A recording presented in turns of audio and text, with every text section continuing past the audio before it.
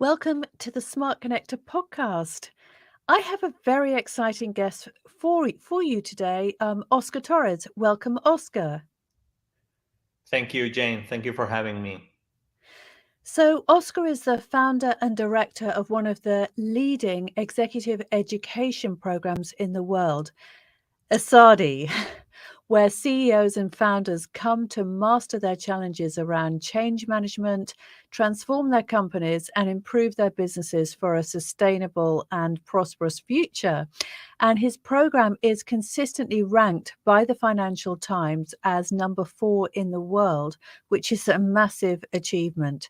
So he's an expert in B2B, business to business, and between 50 and 70% of the companies in the world don't actually sell to consumers, they sell to other businesses. So we're going to talk about that tonight and what the specific challenges and opportunities are in the B2B space, so that businesses can generate a better, more predictable and scalable future for themselves. So great to have you here. I'm so looking forward to this conversation, Oscar. Thank you, Jane. Thank you for the intro. Yeah, and you're in Barcelona, aren't you? That's so you're Spanish, really, by Yes, origin. yes. Yeah. I'm based in Barcelona. Yes, beautiful, beautiful city. Thank you. Yeah. Okay, so let's get into it, Oscar. I think before we actually start talking about B2B and the challenges and the opportunities of B2B, just tell us a little bit about yourself. Where did Okay, this all so begin? yeah, I'm an engineer. Then I was a bunch of years in the industry. I was even an expat in China for a while. Then I moved to the software business. I'm still in the software business because even I'm lecturing at Esade Business School. Um, I'm just a practitioner, so a professional, which is teaching. And because I was in this software business, one of the things that I really have to deploy was how to scale one business. Right, I was hired by a scale up like 20 years ago, and one of the missions was how to scale the business in Europe. It was an American company from Boston called SolidWorks, and they wanted to scale globally, and they hired people like myself to do it at the European level at that time. Yeah, so it's very, very different, isn't it? Scaling a business in Europe. I know that American companies for a long time have wanted to penetrate Europe and really replicate the success that they've had in the US. But there are the different factors, aren't there, that influence success in Europe as a whole. Obviously, we've got lots of different countries in Europe, but it is different, isn't it? Yeah, I think it's a lesson to be learned by American companies, right? Because at the end of the day, when they approach the American market, they have a critical mass of amount of people and companies, same language, more or less the same culture. So you always hear that the Californian guy has nothing to do with somebody from the East Coast.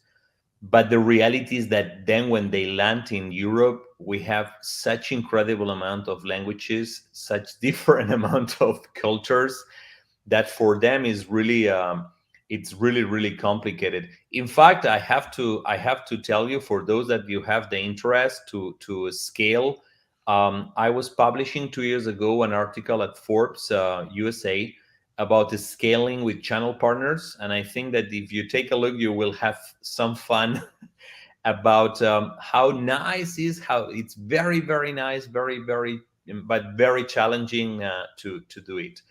I think it's in some ways it's the only way to do it, because something working in the States doesn't mean that it's going to work in France or in Germany or in Holland or in Spain, right? So it really requires some knowledge on how to do it country by country, and what is the right approach. In my case, the approach was through channel partners, Yes. looking for partners that they were local, they understand, they were really understanding the local flavor, and Yeah. they were able to really represent you, your strategy, and your company. So it's a very interesting topic. It is, yes, definitely, and I've seen it so many times, right way back from when I was working in media and entertainment, and we were really working in a very much a global marketplace because television is a global industry, and so we were competing often against, West Coast and East Coast, design agencies that were doing brand identity projects like us. And it was, yeah, I mean, it was challenging for them and it was challenging for us. It was challenging for us to break into the US market. It was challenging for them to break into the UK market or the European market. And I see that today. My daughter's working for a tech company, a US tech company, and they're expanding into Europe. And, the challenges never go away. It is complex, interesting, but complex for sure. I think that probably the most important thing to be done is to really understand that you're going to do it in a different way, almost country by country, Mhm. and think really global, but understand very fast that you will have to act local, right?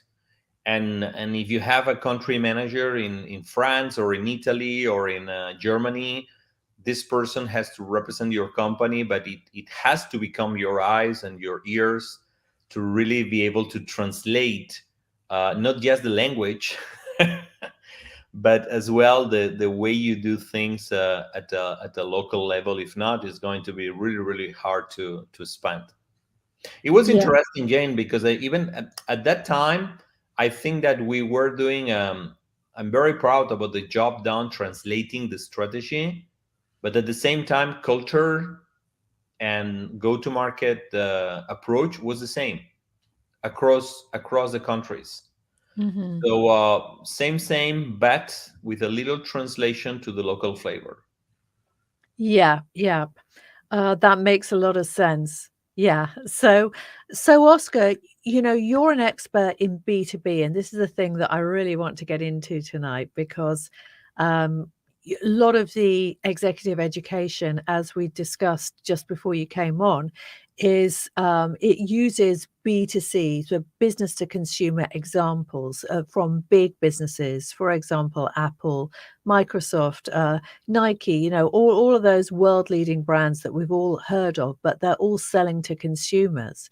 And the what we were talking about is this amazing statistic that actually between 50 and 70% of all businesses across the world are not actually selling to consumers, they're selling to other businesses. And yet it is often overlooked by the executive education, business schools, or whatever.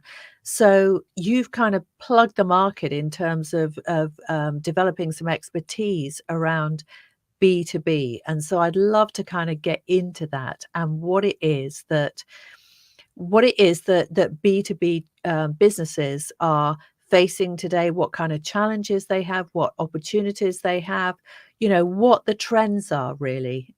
I think just connecting to what you said, I think that one of the challenges that B2B CEOs and B2B executives have is their mindset. They are highly educated on B2C, and Uh-huh. they are doing B2B. I take my own example. I did engineering, and after I went through my executive education program, 90% of the cases we discuss in that business school, they were B2C. Mhm. 90%.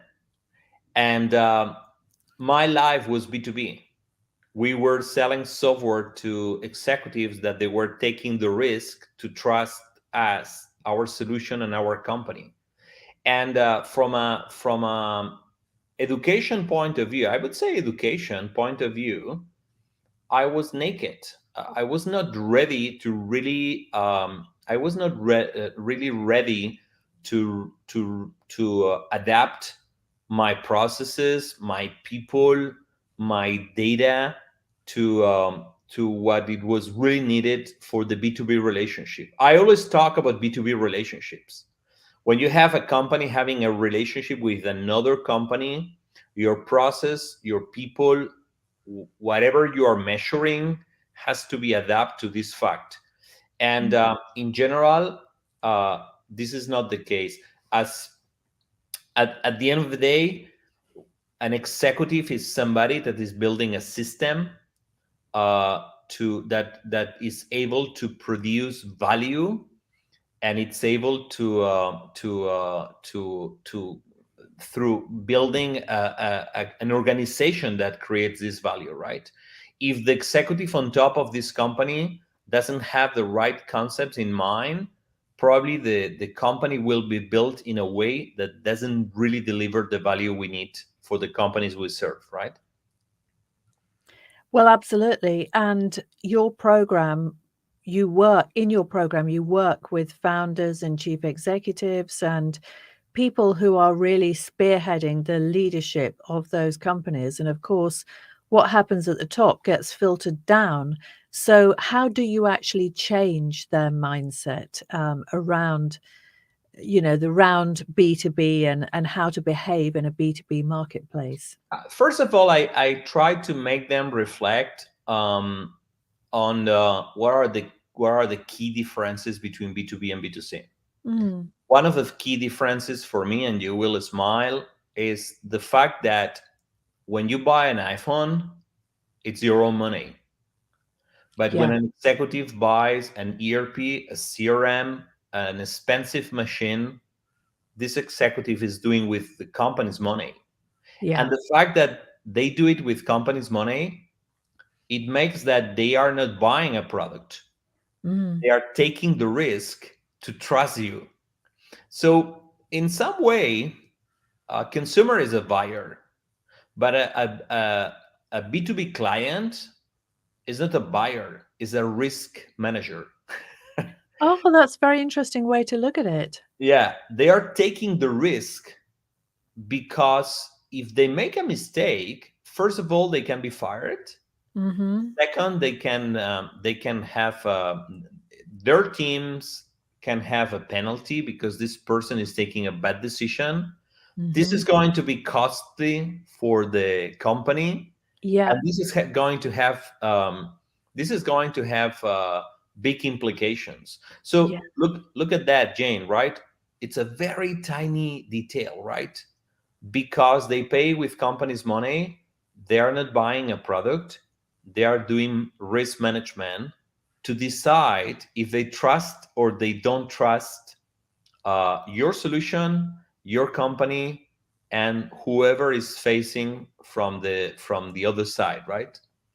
So it's and then you could say, okay, Oscar, how this affects to a B2B CEO?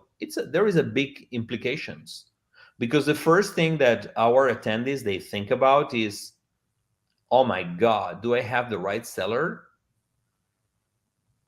Do I really have do I really do I really have do I really position my solution for the people to feel that they can trust our solution? Do I really do the right marketing to position my company for this risk taker believe that they can trust my company? So yes, with the first concept, they start thinking, okay, it's not that clear that neither my people, my company, or my solution, they are really aligned to B2B. These three elements I just described is something I named years ago like the B2B mix. Uh-huh. I'm sure you heard about the marketing mix, right? From Yeah. Kotler. Product, Yeah. price, place, promotion. It Yeah, doesn't yeah. work. It doesn't work in B2B. Yeah. The product is not that important. It's going to be the solution. The price is not going to be important. What is going to be very important is the value. It can Yeah. be very expensive or very cheap depending on if we are providing value or not. The place in B2B, we don't need a place. We are going to meet you in your office if it's Mm. needed. And the promotion, who cares about promotion in B2B? If I cannot justify that this brings value, you can give me the best promotion in the world. I'm not going to take the risk to work with you. So Yeah. when I was in my 30s, now I'm in my 50s, and I was working for this scale up. I was sitting down there listening to my professors talking to me about Kotler and the traditional marketing B2C products, product price, place promotion. And I was thinking, this doesn't work for me. It doesn't work for my daily challenges. What really works for me, and this is where I create my own mix, which I call the B2B mix: the Yeah. solution, the company, and the people. These are the real three elements that if you are a CEO in a B2B company, you need to be absolutely sure that your solution brings enough trust to the decision maker, your company brings enough trust, and the tricky point is your people really brings trust over the table. Okay, so that's Ah, this is one of the two first concepts I bring over the table when we kick off the program, and it's funny to see how the faces they change a little bit, because you can listen the brain of the people, right? Like they start thinking, "Oh my God!" So I'm not that sure that we have this trust generation really under control in a systematic way. And systematic is an important word. I'm an engineer, you know. I'm far to an artistic approach to anything. I like process, I like data, I like a method behind, because every time you apply process and method and data, you will become predictable. And this is the previous step to become scalable. Okay? So it's that's the other thing that rings many bells in the mind of B2B CEOs, right? Some people comes to you say, Oscar, what are your advices to scale, right? And my comment is always the same, right? You never try to scale something if it's not still predictable, because if mm. you scale something which is not predictable, you will scale something bad. So first step is really to try to scale something when you are absolutely sure that your business is predictable. And then you can imagine, Jane, the next question. So how I make my business predictable, right? Yeah, I mean, look, I'm hanging on your every word because so much of it rings true. So, yeah, okay, go on then. How do you make the business predictable? And then it's this comes like the second or the third concept, which is and this is a little bit strange concept, right? But I always make them reflect: do you approach to your clients when they already know that they have a problem, or are you the one making and helping the client realize they have a problem? Uh-huh.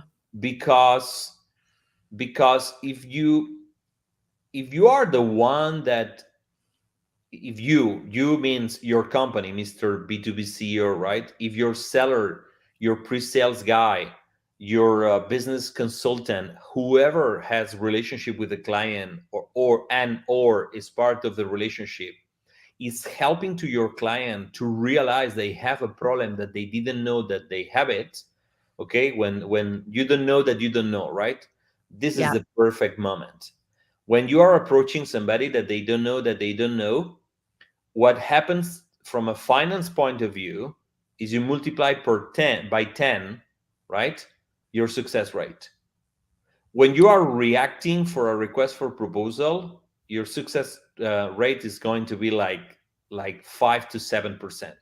When you are able to be, when you are, your organization is the one that is helping to your client to realize that they have a problem that they didn't know, you multiply by 10 your chances. So then you already have another concept, which is BPS: better, predictable, and scalable. If you want to be scalable, you need to be predictable first. And Oh, to be, and to be predictable, yeah. and to be predictable, uh, the first step is you don't have to try to sell more. You have to try to do better business. And to do better business, you need to reflect if you are too late in the relationship. If you are too late in the relationship, you are always playing at the 5% success rate. Okay. And when I'm just sharing that with these CEOs, you see that their faces, they are just changing, because then I say, okay, so are you selling to those companies when they already realize the problem, or are you helping to them to realize that they have a problem? Guess what is the answer? 90% of them, they're telling you, we have a good business, EBITDA is good, but it's true, we work too hard. We work too hard. We manage 100 deals to get 5, and this is too much work. So that's the other point, right? Are you doing a better business? Do you organize your company to do a better business? Are your process, your people, your data aligned to really do this better business? And in many cases, the answer is no. And in many cases, they look to the seller. The seller is a subproduct of all this thing. The seller is something you need to have, you know, but it's a tiny part of the problem. It's like the last mile, you know, it's the last mile of the problem. At the end of the day, you really need to look the B2B company in an holistic way. It's, do I have the right growth strategy? Do I hire the right people? Right? Too much, Jane? No, I mean, look, everything that you've been saying has been setting off fireworks in my brain, which is what always happens when I get a really fascinating guest like you. So, the thing that I'm interested in to explore a little bit further is something that I literally I'd not even thought about before, because, obviously I've had a lot of sales training. We talk about people being problem aware. Well, obviously not problem aware, but problem aware, solution aware, and then product aware, and all these kind of different levels of awareness. But unaware obviously comes at the bottom of the pyramid, if you like. And I think what you're saying is that, correct me if I'm wrong, that when you are selling to an audience that is unaware and you actually educate them to make them understand that there is a problem, then the conversion rates are much higher than if you're selling to an audience that is solution or product aware or solution aware, right? That is fascinating. Yeah, it's 10 times higher. But you have Yeah. this situation around very close to you. Compare a doctor and a pharmacist. Mhm. If you compare a doctor with a pharmacist, uh, if you're a doctor and you go to a wedding and you sit close to Jane, hey Jane, how are you? You look tired, and you start making questions, right?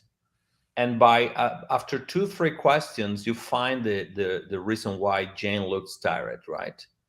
Uh, Perhaps Jane didn't realize that she's not sleeping very well, because she's, when you sleep, that you do this thing with your mouth, and then Or perhaps, grinding your teeth or yeah, something. you're doing like that, and then you don't connect that with the fact that when you wake up at 10, you have some pain here, and then some pain Yeah. here, and Yeah. finally you have a horrible day. Yeah. This doctor is the one helping to you to realize and connect the dots.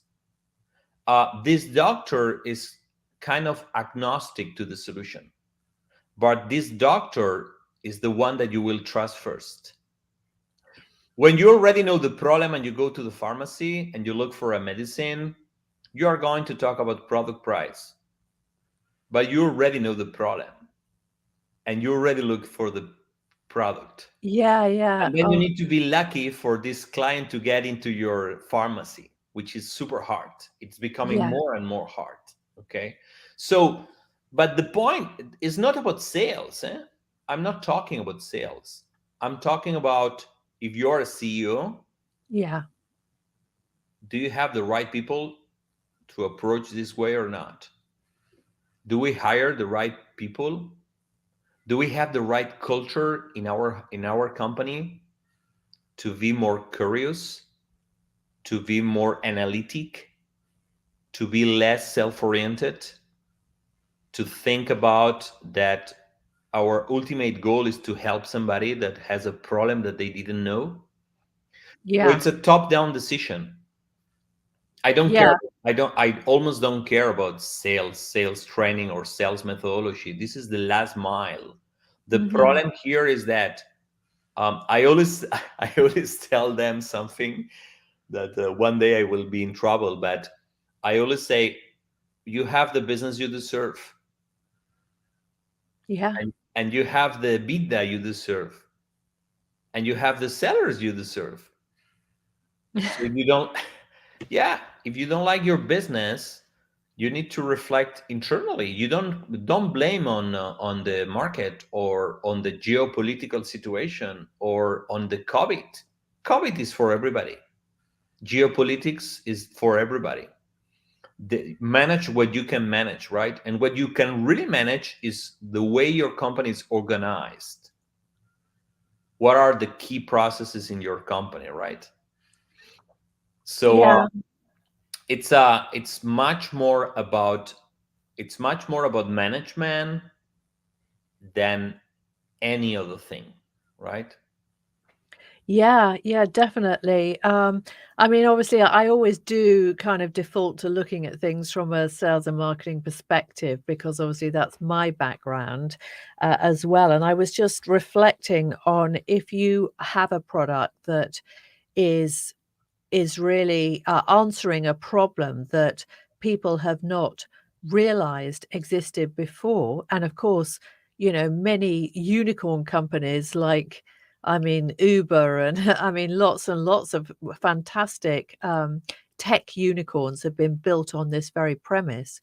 But it really requires a certain culture, doesn't it, within the workforce in order to be able to go out there and actually bring this opportunity to the world, as opposed to just going out there and saying, we've got a different and better version of X or Y or Z. So I can understand completely what you're saying about, this does come from the top down, doesn't it? Absolutely, absolutely. And don't forget that there is another problem with B2B companies. In many cases, they are absolutely built around a product.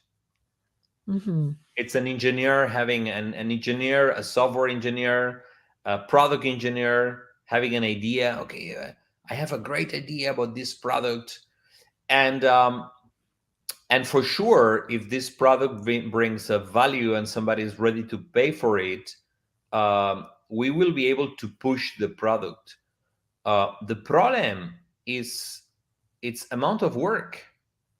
So if you are too late to the problem, the client is going to be so highly educated about the problem that probably somebody was helping to educate them on the problem, which means that you are late to this party. I'm teaching in the MBA as well. People is more junior than in the executive education program, that they are definitely senior. Uh, and then if you allowed me, I'm going to share with you the analogy I use, which is definitely absolutely clear, right? I Yeah. used to tell them, let's imagine that the girl or the boy of your life, it's organizing a party on Friday afternoon, right? And in Barcelona, a party on Friday would be something like 10 p.m., right? Not in UK, I know. But let's imagine that the boy of your life organized a party at 10 p.m., right? And I do the question to them: when would you arrive to the party? 9:30 or to 1 a.m. in the morning? And that's exactly the same. If this is a client of your life and you want to win this account, you cannot arrive at 1 a.m. You should arrive at 9:30, because at 9:30 there is nobody. You can talk with her or with him. You can qualify and understand the context. You can understand what is important for this person. You can influence the environment. You can distribute the furniture in the right place. And if you are very good dancing tango, then you will be able to influence the playlist And you know, Jane, what is going to be the music at 1 a.m. when competitions arrive to the party? Tango. And Uh-huh. they will and they will arrive to the party with their salsa shoes, and they will not be able to dance your music because you have been there so early in the party that you already won 3 years ago, 3 hours ago. So it's a little bit the same. Here the reflection for those CEOs is, are we always late in the relationship? I never talk about sales process. Yeah. For me, sales process is like that. Yeah. B2B relationship is like this. Yeah, yeah, yeah, yeah, exactly. So I have a question, which is this thing about being late to the party, because I'm sure that by the time most founders or CEOs or whatever, they rock up to your executive education program, they've usually got a product in place already, right? So they have a business. That's why they're coming to get your help. A lot of the time they will be late to the party, won't they? Because that's we can't all be really innovative and crack that solution that nobody else has found. I mean, that's quite a hard thing to do, isn't it, in today's world? So what actually happens when that light bulb moment happens and they're like, do you know what? That's where my problem arises. I'm late to the party. What do they do then? I think that first thing they have to do a due diligence about their teams facing the client. Okay, who is facing my client? If it's a software business, you are going to, and if you are selling something, let's say, not complex, but something that requires some understanding from both sides, it's easy that you will have a pre-sales guy, a business consultant, an account executive. Okay, so first thing that I recommend to them is uh, analyze whoever is facing with the client and deep dive how they behave in front of the client. Mm-hmm. Okay, because sometimes you are late to the party, but even if you are not George Clooney, you have a chance. You can Yeah. uh, you can open a different conversation Mm-hmm. to what was the conversation that they were having in this party. The thing is that you started from a very bad place for sure, right? I think you were talking about the product. It's funny because yesterday I did a keynote and I had research and development director from a company based in Colombia in the chocolate business. Mm. And he said, Oscar, how all these things affect to our research and development? And then I said, hey man, you know what? Um, all this philosophy of being of putting the client in the center, uh, it should be your philosophy. If you do research and development just looking to yourself and inside your company, you are going to do wonderful things that will fix no problems. Be problem oriented. So nobody cares about our products in B2B. Nobody cares. They just care if this fix a problem that they have. Yeah, yeah. And we are not the buyers of our products, are we? Absolutely, yeah, of course. And but this happens many times, eh? And I think in many cases it's because I had a boss that used to say, never fall in love with your own ideas, right? Mm-hmm. It's the beginning of the end. Yeah. So it's a little bit the same for the product. It's great. The other day it was funny because I had I had a good friend. She's a she. She did engineering with me, and now she's an important executive in automotive. And she said to me, You know what? The other day I signed a contract, 1.2 million euro contract, and I thought about your B2B mix. And I said, okay, well, tell me more. And she said, yeah, for do it to compliance, I had to consider five options. So I took five suppliers. I did a little benchmark. I compared the five products between you and me, Oscar. For me, they look almost the same. And I ranked them from one to five. And she said, and I bought the number three. And I said, and why? So, and the number three was fixing the problem. And she said, yeah, of course, the number three, the number four, and the number five, man. For you guys that you are in the other side, you are very, very proud about your products. But for me, I have no time to do an incredible benchmark to compare product by product. So number three was more than okay. And then I asked to her, so why did you buy number three?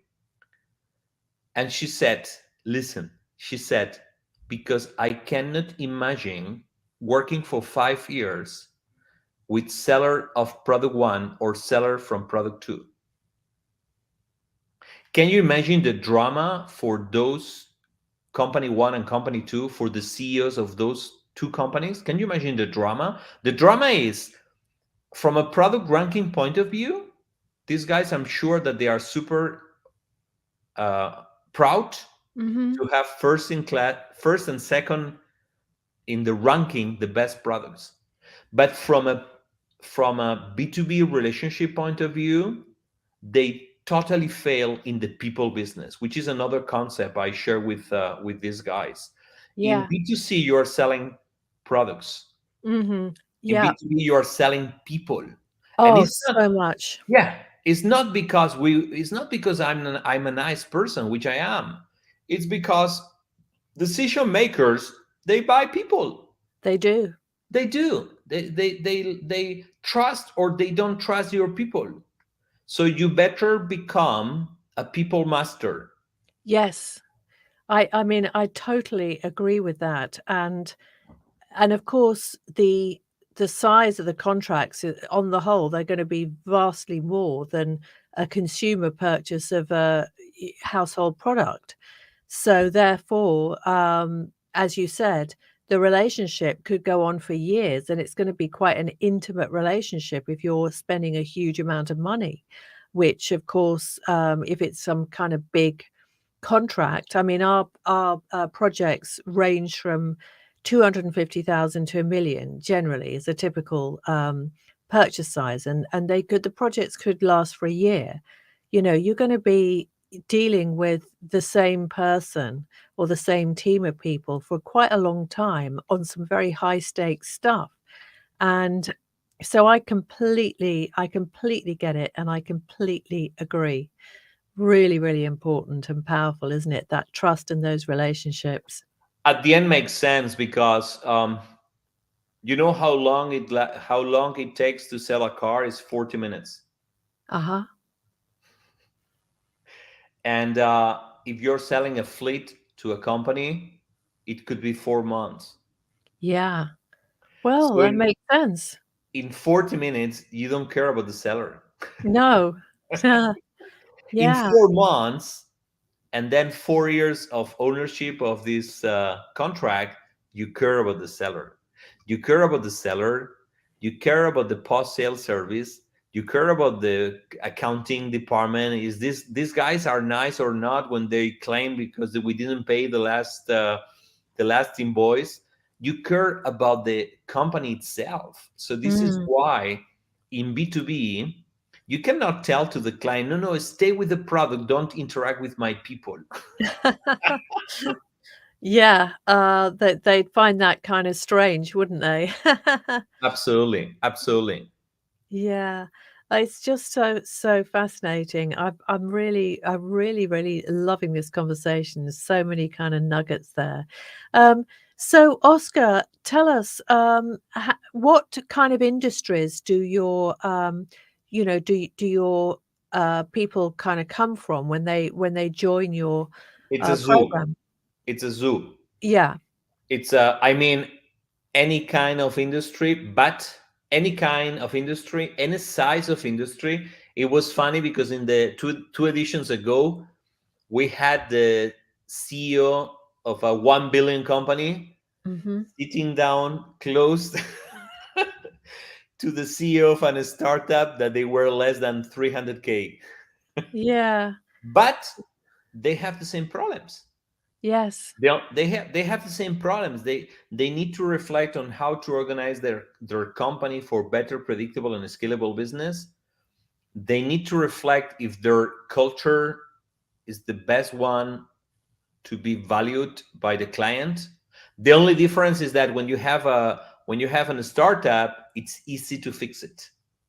You have time, you have flexibility, you have freedom, you don't have budget, but but it's easy to fix it. And when you have a 1 billion company, then you have more resource, but then it's what is going to really be hard.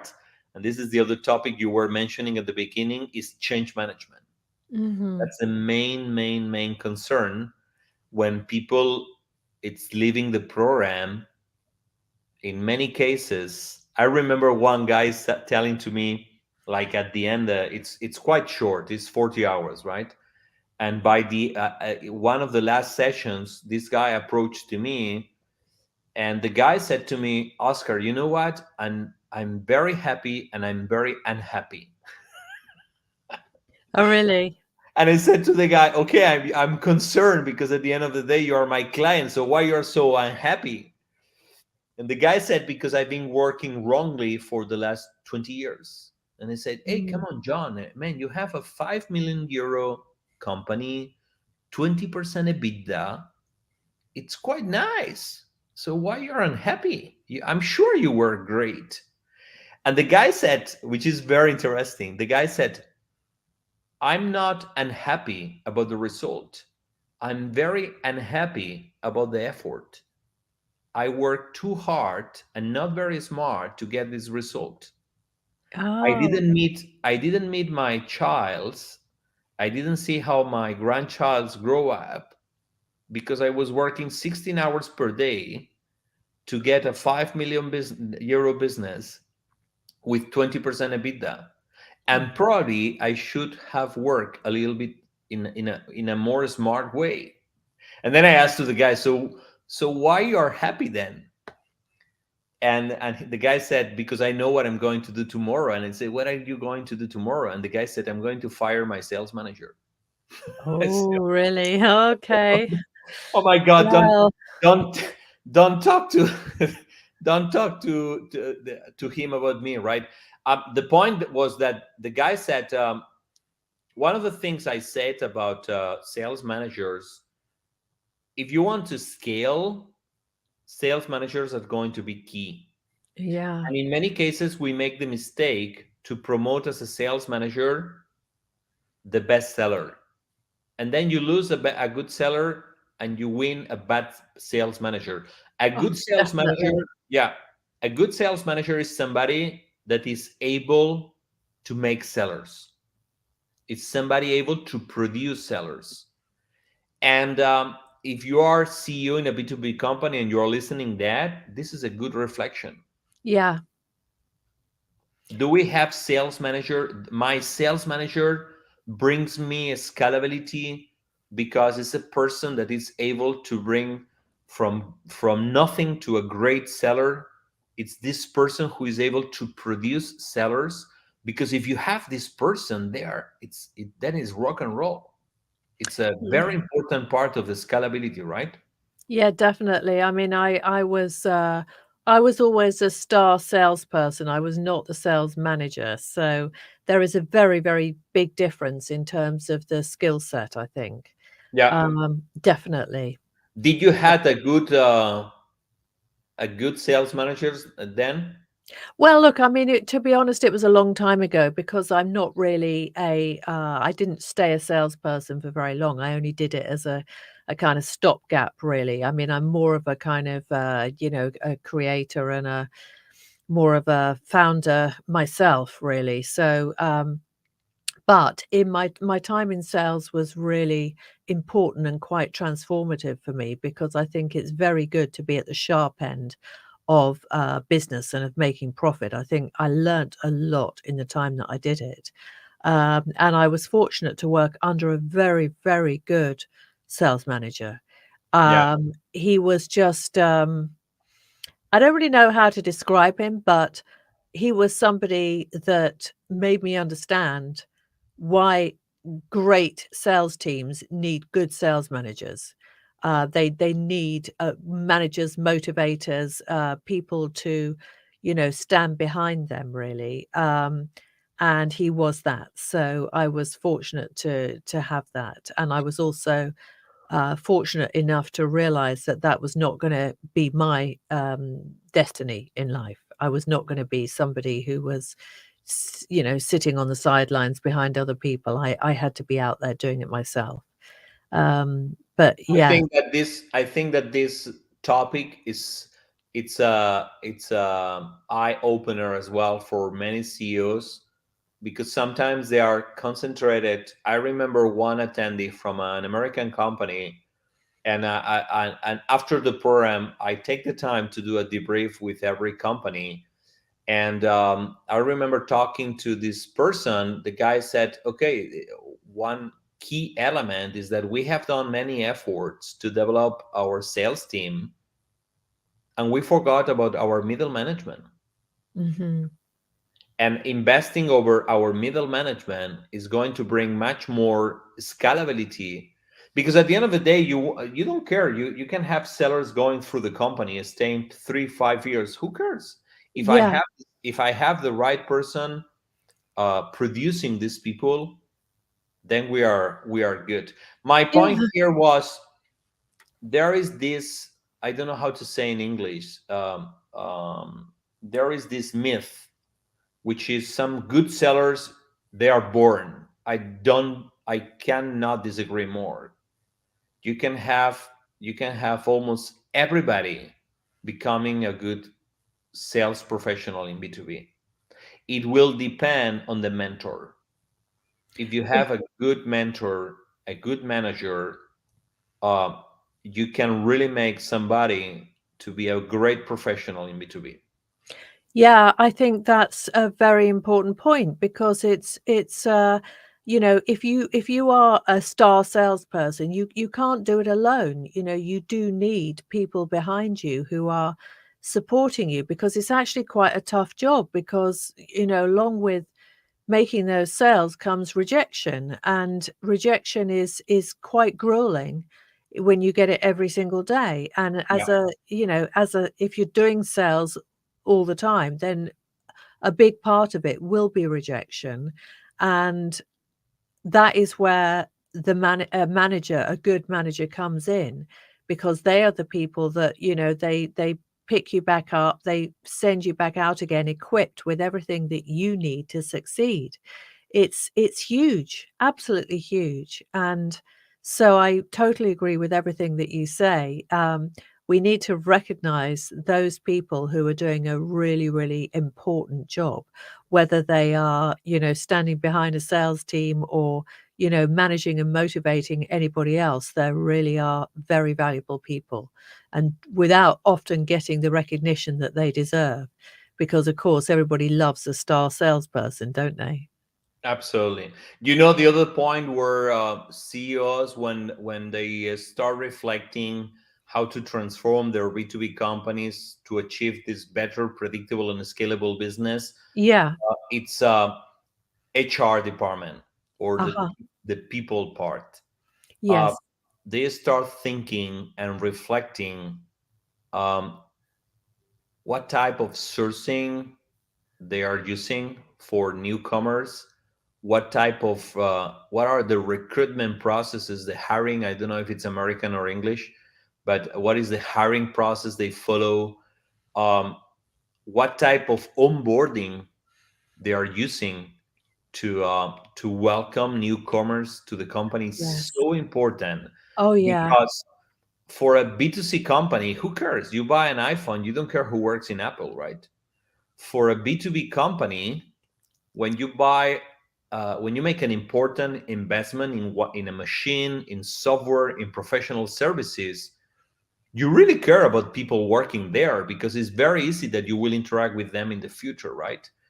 And and this is like an aha moment for some people. It's like, oh my god, we were thinking in a selfish mode a little bit about talent, but in fact we market talent and we market culture.